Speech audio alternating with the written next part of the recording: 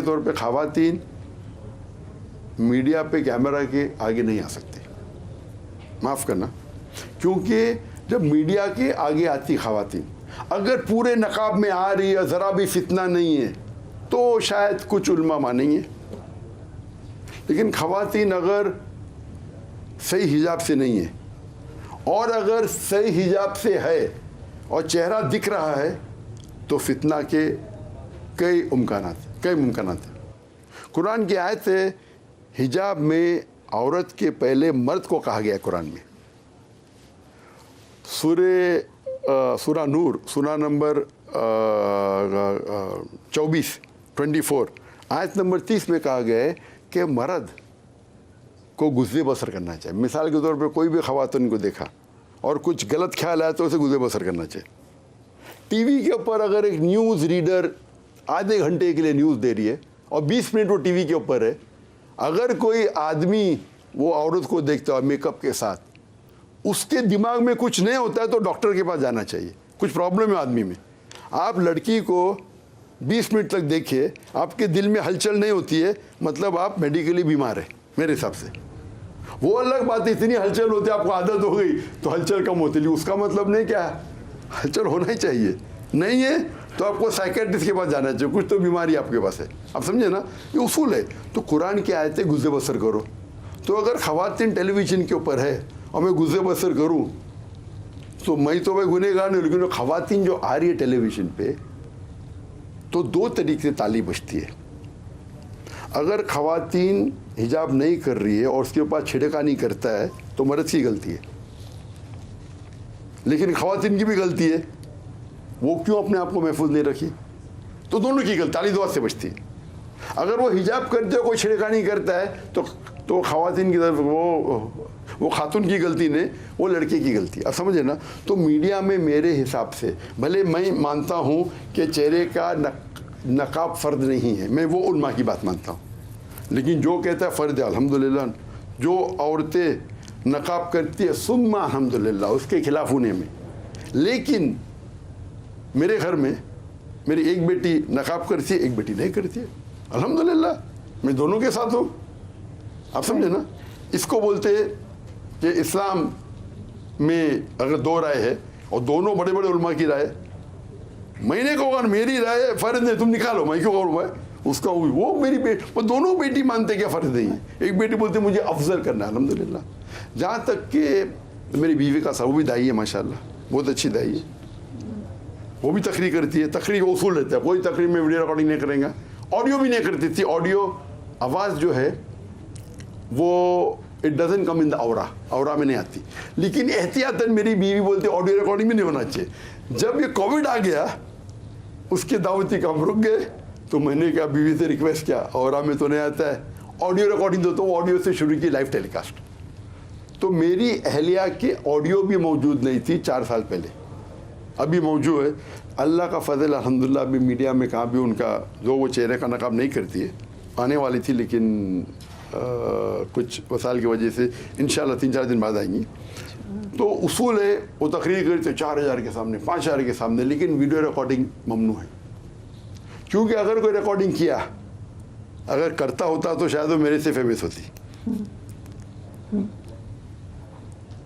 वो हमारे बम्बई में ख़वातीन के शोबे में 13 हर हफ्ते 13 लेक्चर्स होते थे, जिनमें से 4 मेरी बीवी देती थी।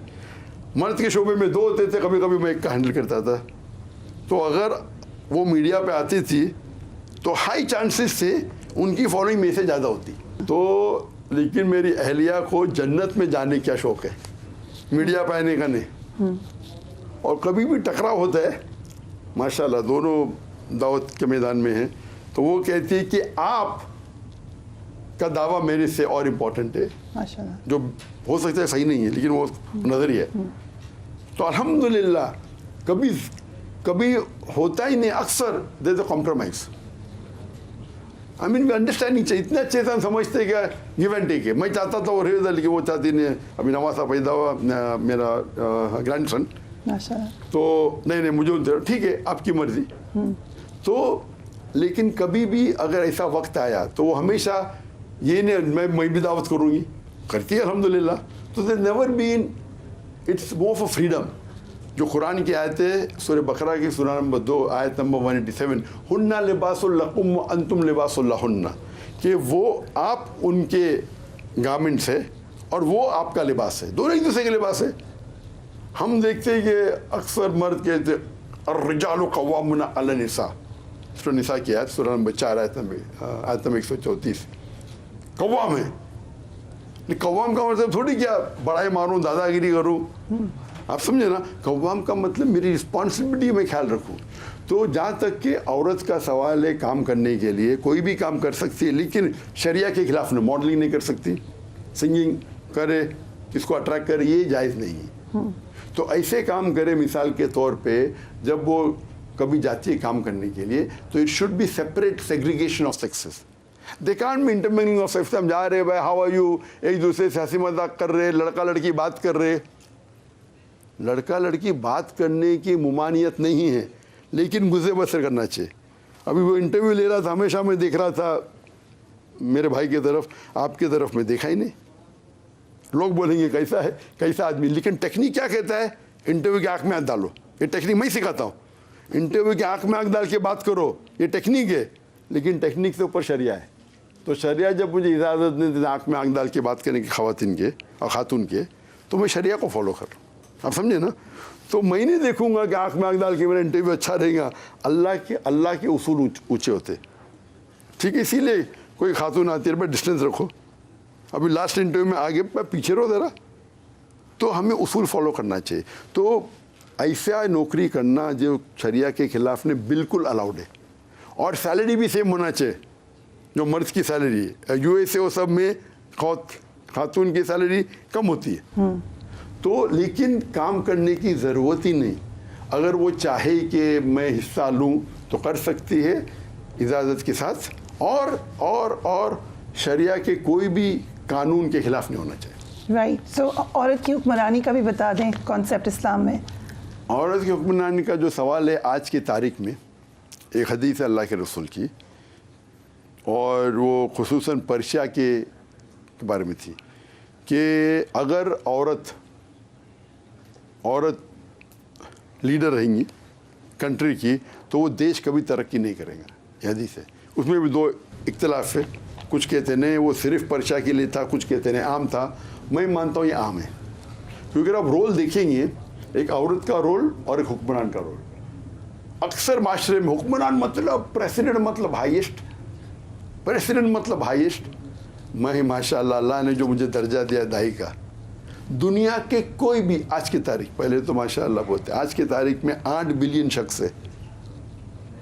मैं जो अल्लाह ने मुझे दिया है आज, मैं कोई भी दुनिया के शख्स से एक्सचेंज नहीं करूँगा, चाहे कोई भी कंट्री का मालिक हो, किंग हो, हाँ, कोई भी प्राइम मिनिस्टर हो, प्रेसिडेंट हो, जो दर्जा अल्लाह ने मुझे दिया है, आप अगर मुझे $1 बिलियन भी देंगे, दुनिया की दौलत भी देंगे, तो मैं एक्सचेंज नहीं करूँगा। मैं जाऊँ खुश हूँ। तो लेकिन अक्सर लोग समझते president of the country, prime minister of the country highest post आपकी कंट्री का। लेकिन इस्लाम में अल्लाह ने मर्द और औरत को अलग अलग रोल दिए। इक्वल है लेकिन यकसा नहीं है, इक्वल ओवरऑल। कुछ रोल में मर्द का दर्जा है, कुछ रोल में औरत का दर्जा है, मिसाल के तौर पे, और बाकी जगह पे सेम है।